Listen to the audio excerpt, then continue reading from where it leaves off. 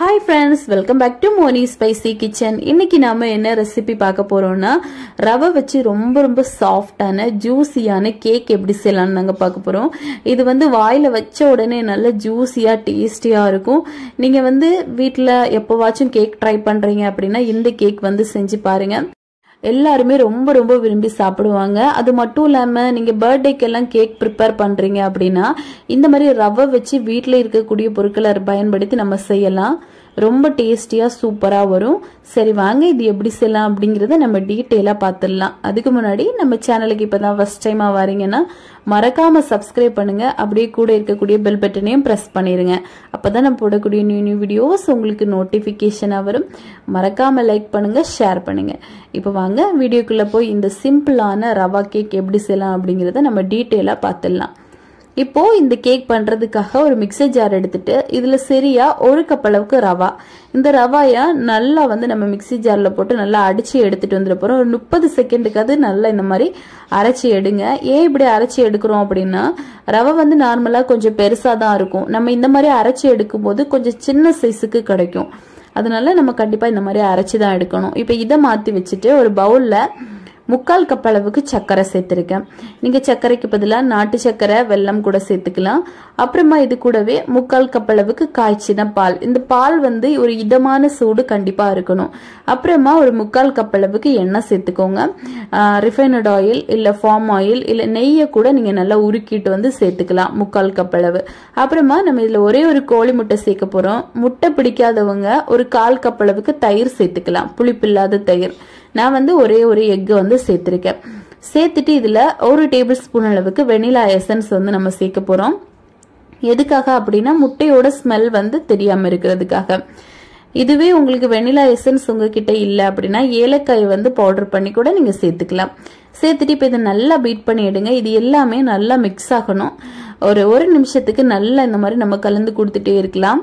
இப்ப பாருங்க ஓரளவுக்கு எல்லாமே நல்லா மிக்ஸ் ஆகி வந்துருச்சு. இப்ப இதுல நம்ம அந்த அரைச்சி எடுத்து வச்சிருக்கோம்ல ரவா, அது எல்லாத்தையுமே இதுக்குள்ள சேர்த்துடலாம். எல்லாத்தையுமே சேர்த்துருங்க. சேர்த்துட்டு இப்ப இதை அப்படியே நம்ம மிக்ஸ் பண்ணி எடுக்க போறோம். இந்த டைம்ல பேக்கிங் பவுடர், பேக்கிங் சோடா எல்லாம் சேர்க்க வேண்டாம். நார்மலா நம்ம ரவாயை மட்டும் சேர்த்துட்டு நல்லா இந்த மாதிரி கலந்து எடுத்துக்கலாம். நல்லா இந்த மாதிரி கலந்து எடுங்க. இப்போ இந்த எண்ணெய், பால், அப்புறமா சர்க்கரை இது கூட எல்லாமே இந்த ரவாயும் நல்லா மிக்ஸ் ஆகிட்டு கொஞ்ச நேரத்துல இது நல்லா ஊறும். ஒரு 10 நிமிஷத்துக்கு இது அப்படியே நம்ம ரெஸ்ட் பண்ண விட்டுருவோம். இப்ப பாருங்க நல்லா மிக்ஸ் பண்ணி எடுத்துட்டோம். இது ஒரு 10 நிமிஷத்துக்கு அப்படியே இருக்கட்டு. அந்த டைம்ல நம்ம ட்ரே ரெடி பண்ணி எடுத்துக்கலாம். நான் ஒரு 6 இன்ச்சு இருக்கக்கூடிய ஒரு ட்ரே எடுத்துட்டு அதுல கொஞ்சமா எண்ணெய் சேர்த்து நல்லா கிரீஸ் பண்ணி எடுத்துக்க போறேன். அப்புறமா உங்ககிட்ட பட்டர் ஷீட் இருந்துச்சுன்னா நீங்க சேர்த்துக்கலாம். நான் வந்து கொஞ்சமா மைதா மாவு மட்டும் தூவி எல்லா பக்கமும் நல்லா இந்த மாதிரி ஈவனா ஸ்ப்ரெட் பண்ணி எடுத்திருக்கேன். இந்த மாதிரி பண்ணும்போதும் பாத்தீங்கன்னா கேக் நல்லா ஒட்டாம சூப்பரா ஃப்ளஃபியா வரும். இப்போ ஒரு 10 நிமிஷம் ஆயிடுச்சு. நம்ம அந்த கேக் பேட்டர்ல 1 table spoon baking powder, 1/2 table spoon அளவுக்கு பேக்கிங் சோடா சேர்த்து நல்ல ஜென்டிலா இந்த மாதிரி மிக்ஸ் பண்ணி கொடுக்கணும். ஓவர் மிக்ஸ் எல்லாம் பண்ணிடக்கூடாது. இந்த மாதிரி நல்லா ஜென்டிலா மிக்ஸ் பண்ணுங்க. ஃபர்ஸ்ட் வந்து நம்ம ரவை மட்டும் சேர்க்கும் போது நல்லா மிக்ஸ் பண்ணி எடுத்துக்கலாம். ஆனா பேக்கிங் பவுடர், பேக்கிங் சோடா போட்டதுக்கு அப்புறமா இந்த மாதிரி ஜென்டிலா தான் மிக்ஸ் பண்ணணும். அப்பதான் கேக் வந்து நல்லா உப்பி சூப்பரா வரும். பாருங்க இப்போ ஓரளவுக்கு நல்லா நம்ம மிக்ஸ் பண்ணி எடுத்துட்டோம். இப்போ இதை அப்படியே நம்ம வந்து ட்ரேல சேர்த்துடலாம். இதோட கன்சிஸ்டன்சி அப்படின்னு பாத்தீங்கன்னா இந்த மாதிரி கொஞ்சம் ரிப்பன் கன்சிஸ்டன்சில தான் இருக்கணும். இதை விட கெட்டியா இருந்துச்சு அப்படின்னாலும் பரவாயில்ல. ஆனா ரொம்ப லூஸ் ஆக மட்டும் விட்டுறக்கூடாது. இப்ப நம்மளுக்கு ரெடி ஆயிருச்சு. இப்ப இதுல எந்த ஒரு ஏர் பபிள்ஸும் இல்லாம இருக்கிறதுக்காக லேசா இந்த மாதிரி டேப் பண்ணி கொடுங்க. அப்புறமா நான் இன்னைக்கு கடாயில தான் ரெடி பண்ணிருக்கேன். கடாயை வந்து ஃபர்ஸ்ட் ஒரு ஸ்டாண்ட் போட்டுட்டு மூடி போட்டு ஒரு 10 நிமிஷத்துக்கு லோ ஃபிளேம்ல ப்ரீஹீட் பண்ணிட்டு அதுக்கப்புறமா ஒரு 40ல இருந்து 45 நிமிஷத்துக்கு லோ ஃபிளேம்ல வச்சு மூடி போட்டு வேக விட்டுடலாம். இதை பாத்தீங்கன்னா இந்த லிட்ல லேசா இந்த மாதிரி ஹோல்ஸ் இருக்கு அப்படின்னா அது ஒரு பேப்பரோ இல்ல ஏதாவது வச்சு க்ளோஸ் பண்ணிருங்க. அதுக்கப்புறமா நம்ம அப்படியே வேக விட்டுடலாம். இப்போ ஒரு 40ல இருந்து ஒரு 45 மினிட்ஸ் கழிச்சு நம்ம பார்த்தோம் அப்படின்னா சூப்பரா வெந்து வந்திருக்கும். நீங்க வந்து லேசா ஒரு குச்சி வச்சு குத்தி பாத்தீங்கன்னா அந்த குச்சியில மாவு எதுவும் ஒட்டக்கூடாது. நல்லா அப்படியே இந்த மாதிரி வரணும். எதுவுமே ஒட்டாம சூப்பரா வரணும். இப்ப சூப்பரா ரெடி ஆயிடுச்சு. இதை மாத்தி வச்சுட்டு ஒரு கடாய் அடுப்புல வச்சுட்டு அதுல வந்து சரியா 1/4 கப் அளவுக்கு சுகர் சேர்த்திருக்கேன். இது கூடவே 1/4 கப் அளவு தண்ணியும் சேர்த்து இதை நல்லா நம்ம வந்து கொதிக்க வச்சு எடுக்க போறோம். இதுல பாகுபதம் எல்லாம் பார்க்க கூடாது. லேசான ஒரு பிசு பிசு பதம் வந்தா போதும், நம்ம வந்து ஸ்டவ் ஆஃப் பண்ணிடலாம். இப்ப பாருங்க நல்லா கொதிச்சிருச்சு. இப்ப லேசா இந்த மாதிரி கையில வந்து நம்ம தொட்டு பார்க்கும்போது பிசு பிசுன்னு இருக்கணும். இந்த ஸ்டேஜ் வந்துருச்சு. நான் இப்ப ஸ்டவ் ஆஃப் பண்ணி இதை அப்படியே ஆற விட்டுடலாம்.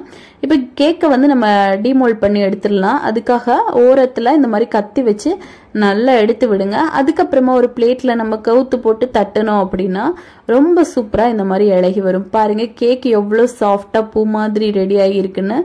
நான் சொன்ன மெத்தட்ல பண்ணீங்க அப்படின்னா உங்களுக்கும் பெர்ஃபெக்டா வரும்.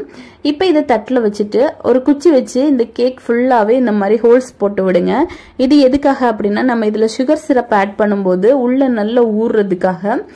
இப்போ நம்ம இந்த மாதிரி சுகர் சிரப்பை இதோட எல்லா பக்கத்துலயும் நல்லா ஸ்ப்ரெட் பண்ணி ஊத்தி விட்டுறலாம். எல்லா பக்கமும் நல்லா படும்படியா இந்த மாதிரி சுகர் சிரப்பை சேர்த்துக்கோங்க. நம்ம இந்த கேக்குக்கு இந்த சுகர் சிரப் போட்டு சாப்பிடும்போது தான் இதோட சுவை ரொம்ப ரொம்ப டேஸ்டியா இருக்கும். இல்ல அப்படின்னா நீங்க நார்மலா கூட சாப்பிட்டுக்கலாம். அதை விடையும் இதுதான் ரொம்ப நல்லா இருக்கும். ட்ரை பண்ணி பாருங்க. இப்ப கடைசியா கொஞ்சமா நட்ஸ் வந்து தூவிக்கிறேன். இது வந்து ஆப்ஷனல் தான், உங்களுக்கு தேவைப்பட்டா நீங்க வந்து சேர்த்துக்கலாம். நம்ம கேக் பண்ணும்போது கூட நீங்க நட்ஸ் சேர்த்து நல்லா கலந்து எடுத்து அப்படி கூட பேக் பண்ணி எடுக்கலாம். அதுவும் ரொம்ப கிரன்ச்சியா நல்லா இருக்கும். இப்ப பாருங்க நான் கேக்கை கட் பண்ணி காமிக்கிறேன். எவ்வளவு ஸ்மூத்தா சாஃப்டா கட் ஆகுதுன்னு. சாப்பிடும் போதும் அப்படியே வாயில வச்ச உடனே மெல்ட் ஆகி போகிற அளவுக்கு ரொம்ப ரொம்ப டேஸ்டியா இருக்கும். ரொம்ப யம்மியா இருக்கும். கண்டிப்பா நீங்க வந்து ட்ரை பண்ணி பாருங்க. பாருங்க கேக்கோட உள்பக்கம் எல்லாம் எவ்வளவு சாஃப்டா இருக்குன்னு.